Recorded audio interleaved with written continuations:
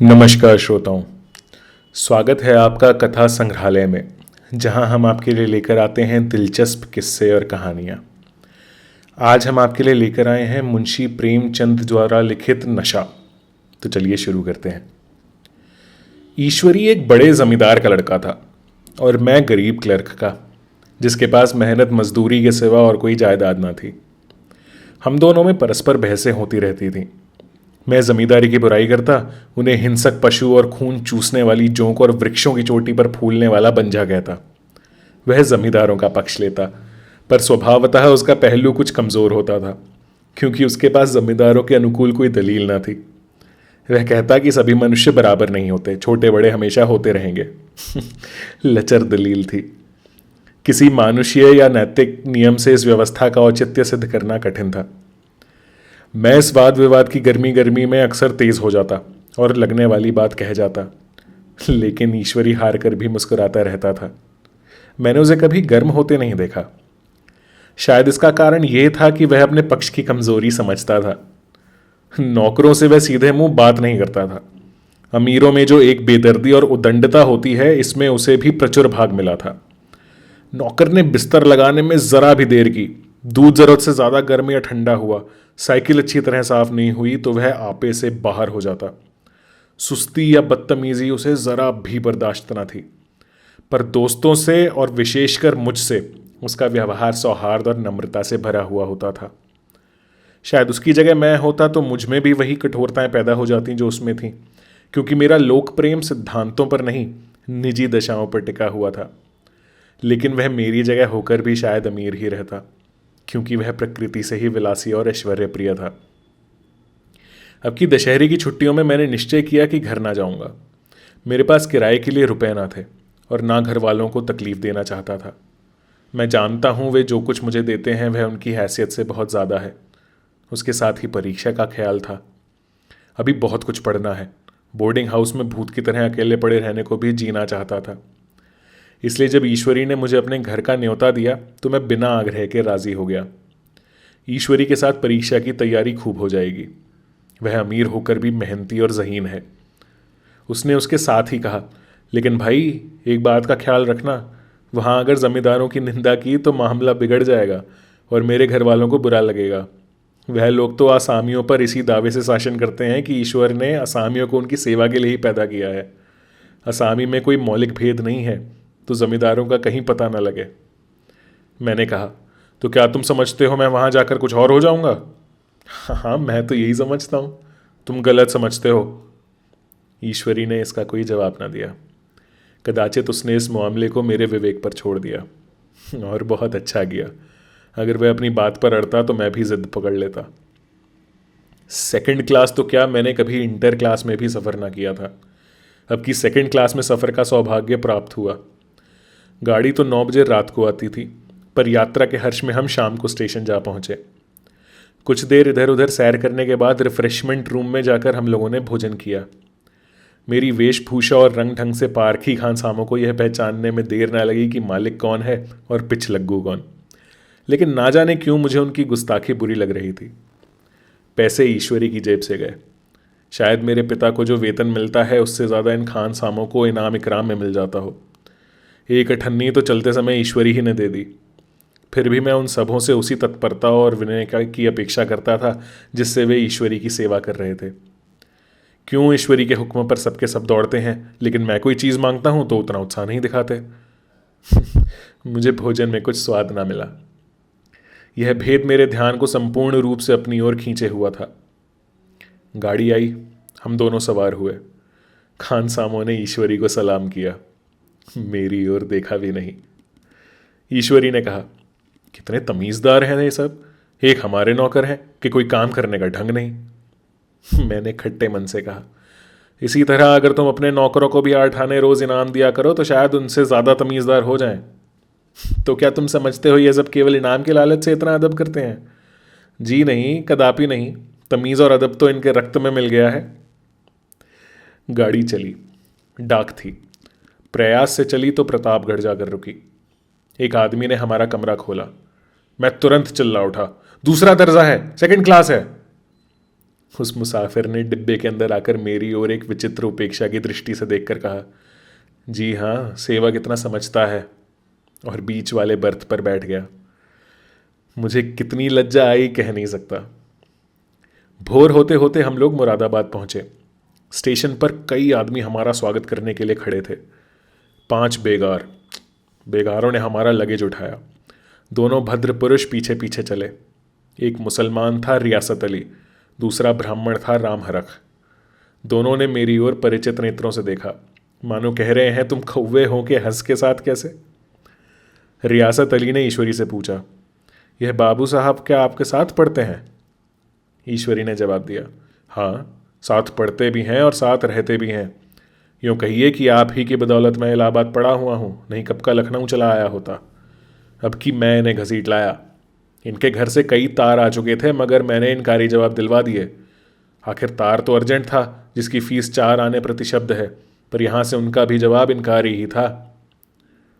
दोनों सज्जनों ने मेरी ओर चकित नेत्रों से देखा, आतंकित हो जाने की चेष्टा करते जान पड़े। रियासत अली ने अर्धशंका के स्वर में कहा, लेकिन आप बड़े सादे लिबास में रहते हैं। ईश्वरी ने शंका निवारण की, महात्मा गांधी के भक्त हैं साहब, खद्दर के सिवा कुछ पहने ही नहीं, पुराने सारे कपड़े जला डाले। यो कहाँ की राजा हैं, 2.5 लाख सालाना की रियासत है, पर आपकी सूरत देखो तो मालूम होता है अभी अनाथालय से पकड़ कर आए हैं। राम हरख बोले, अमीरों का ऐसा स्वभाव बहुत कम देखने में आता है, कोई भांप ही नहीं सकता। रियासत अली ने समर्थन किया, आपने महाराजा चांगली को देखा होता तो दांतों तले उंगली दबाते। एक गाढ़े की मिर्जई और चमरौंधे जूते पहने बाजारों में घुमा करते थे। सुनते हैं एक बार बेगार में पकड़े गए थे और उन्हीं ने 10 लाख से कॉलेज खोल दिया। मैं मन में कटा जा रहा था, पर ना जाने क्या बात थी कि यह सफ़ेद झूठ उस वक्त मुझे हास्यास्पद ना जान पड़ा। उसके प्रत्येक वाक्य के साथ मानो मैं उस कल्पित वैभव के समीपतर आता जाता था। मैं शहसवार नहीं हूँ, हाँ, लड़कपन में कई बार लद्दू घोड़ों पर सवार हुआ हूँ। यहाँ देखा तो 2 क्ला रास घोड़े हमारे लिए तैयार खड़े थे। मेरी तो जान ही निकल गई। सवार तो हुआ, पर बोटियां कांप रही थीं। मैंने चेहरे पर शिकन ना पड़ने दिया। घोड़े को ईश्वरी के पीछे डाल दिया। खैरियत यह हुई कि ईश्वरी ने घोड़े को तेज ना किया, वरना शायद मैं हाथ पांव तोड़वा कर लौटता। संभव है ईश्वरी ने समझ लिया हो कि यह कितने पानी में है। ईश्वरी का घर क्या था, किला था। इमाम बाड़े का सा फाटक, द्वार पर पहरेदार टहलता हुआ, नौकरों का कोई हिसाब नहीं, एक हाथी बंधा हुआ। ईश्वरी ने अपने पिता, चाचा, ताऊ आदि सबसे मेरा परिचय कराया, और उसी अतिशयोक्ति के साथ ऐसी हवा बांधी कि कुछ ना पूछिए। नौकर चाकर ही नहीं, घर के लोग भी मेरा सम्मान करने लगे। देहात के जमींदार लाखों का मुनाफा, मगर पुलिस कांस्टेबल को अफसर समझने वाले। कई महाशय तो मुझे हुजूर हुजूर कहने लगे। जब ज़रा एकांत हुआ तो मैंने ईश्वरी से कहा, तुम बड़े शैतान हो यार, मेरी मिट्टी क्यों पलीत कर रहे हो? ईश्वरी ने दृढ़ मुस्कान के साथ कहा, अरे इन गधों के सामने यही चाल ज़रूरी थी, वरना सीधे मुंह बोलते भी नहीं। ज़रा देर के बाद नाई हमारे पांव दबाने आया। कुंवर लोग स्टेशन से आए हैं, थक गए होंगे। ईश्वरी ने मेरी ओर इशारा करके कहा, ओए, पहले कुंवर साहब के पांव दबा। मैं चारपाई पर लेटा हुआ था। मेरे जीवन में ऐसा शायद ही कभी हुआ हो कि किसी ने मेरे पांव दबाए हों। मैं ऐसे अमीरों के चोचले, रईसों का गधापन और बड़े आदमियों की मुठमुरदी और जाने क्या क्या कहकर ईश्वरी का परिहास किया करता, और आज मैं पोतड़ों का रईस बनने का ज़्वांग भर रहा था। इतने में 10 बज गए। पुरानी सभ्यता के लोग थे। नई रोशनी अभी केवल पहाड़ की चोटी तक पहुंच पाई थी। अंदर से भोजन का बुलावा आया। हम स्नान करने चले। मैं हमेशा अपनी धोती खुद छांट लिया करता हूँ, मगर यहाँ मैंने ईश्वरी की ही भांति अपनी धोती भी छोड़ दी। अपने हाथों को अपनी धोती छांटते शर्म आ रही थी। अंदर भोजन करने चले। हॉस्टल में जूते पहले मेज़ पर जा डटते थे, यहाँ पाँव धोना आवश्यक था। कहार पानी लिए खड़ा था। ईश्वरी ने पाँव बढ़ा दिए। कहार ने उसके पाँव धोए। मैंने भी पाँव बढ़ा दिए। कहार ने मेरे पाँव भी धोए। मेरा वह विचार न जाने कहाँ चला गया था। सोचा था वहाँ देहात में एकाग्र होकर खूब पढ़ेंगे, पर यहाँ सारा दिन सैर सपाटे में कट जाता था। कहीं नदी में बजरे पर सैर कर रहे हैं, कहीं मछलियों या चिड़ियों का शिकार खेल रहे हैं, कहीं पहलवानियों की कुश्ती देख रहे हैं और कहीं शतरंज पर जमे हैं। ईश्वरी खूब अंडे मंगवाता और कमरे में स्टोव पर आमलेट बनते। नौकरों का एक जत्था हमेशा घेरे रहता। अपने हाथ पांव हिलाने की कोई ज़रूरत ही नहीं, केवल ज़बान हिला देना काफ़ी है। नहाने बैठो तो आदमी नहलाने को हाजिर, लेटो तो आदमी पंखा झलने को खड़े। महात्मा गांधी का कुंवर चेला मशहूर था।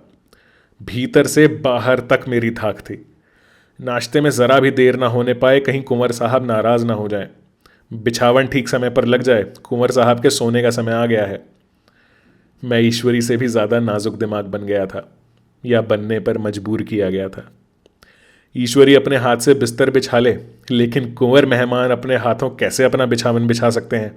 अरे उनकी महानता में बट्टा लग जाएगा। एक दिन सचमुच यही बात हो गई। ईश्वरी घर में था। शायद अपनी माता से कुछ बातचीत करने में देर हो गई।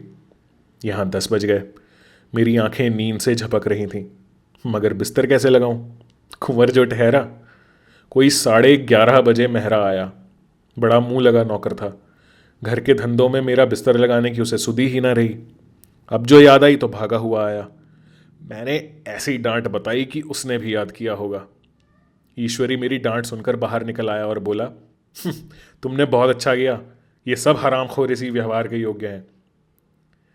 इसी तरह ईश्वरी एक दिन एक जगह दावत में गया हुआ था। शाम हो गई, मगर लैंप मेज़ पर रखा हुआ था। दिया सलाई भी थी, लेकिन ईश्वरी खुद कभी लैंप नहीं जलाता था। फिर कुंवर साहब कैसे जलाएं? मैं झुंझला रहा था। समाचार पत्र आया रखा हुआ था। जी उधर लगा हुआ था, पर लैंप नदारद। दैव योग से उसी वक्त मुंशी रियासत अली आ निकले। मैं उन्हीं पर उबल पड़ा। ऐसी फटकार बताई कि बेचारा उल्लू हो गया। तुम लोगों को इतनी भी फिक्र नहीं कि लैंप तो जलवा दो? मालूम नहीं ऐसे कामचोर आदमियों का यहां कैसे गुजर होता है। मेरा यहां घंटे भर निर्वाह ना हो।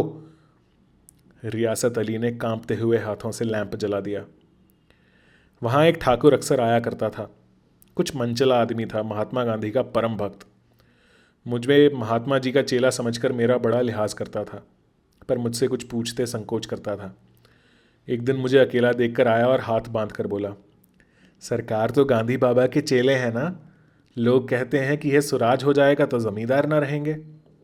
मैंने शान जमाई, अरे जमींदारों के रहने की जरूरत ही क्या है? ये लोग गरीबों का खून चूसने के सिवा और क्या करते हैं? ठाकुर ने फिर पूछा, तो क्यों सरकार, सब जमींदारों की जमीन छीन ली जाएगी? मैंने कहा, बहुत से लोग तो खुशी से दे देंगे, जो लोग खुशी से ना देंगे उनकी ज़मीन छीननी ही पड़ेगी। हम लोग तो तैयार बैठे हुए हैं, जो ही स्वराज्य हुआ अपने इलाके असामियों के नाम हिबा कर देंगे। मैं कुर्सी पर पांव लटकाए बैठा था। ठाकुर मेरे पांव दबाने लगा।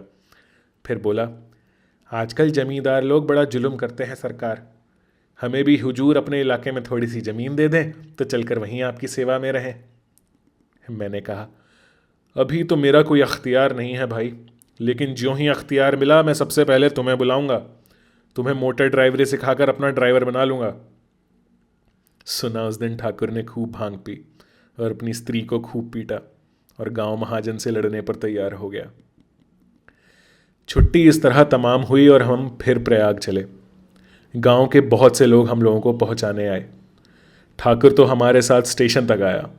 मैंने भी अपना पार्ट खूब सफाई से खेला और अपनी कुबरेचित विनय और देवत्व की मुहर हरेक हृदय पर लगा दी। जी तो चाहता था हर एक नौकर को अच्छा इनाम दूं, लेकिन वह सामर्थ्य कहाँ थी।